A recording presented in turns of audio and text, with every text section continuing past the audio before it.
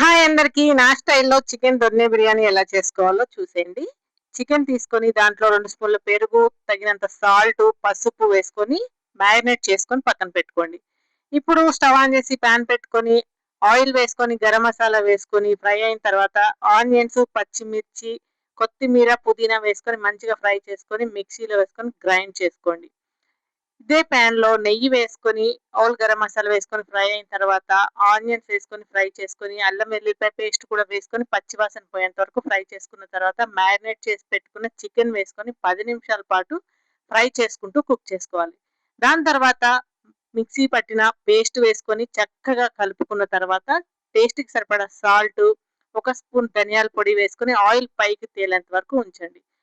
తర్వాత నానబెట్టుకున్న రైస్ వేసుకొని మంచిగా మిక్స్ చేసుకొని, తగినన్ని వాటర్ పోసుకొని, తగినంత సాల్టు, నిమ్మరసం వేసుకొని మూత పెట్టుకొని కుక్ చేసుకోండి. అంతే మన బిర్యానీ రెడీ.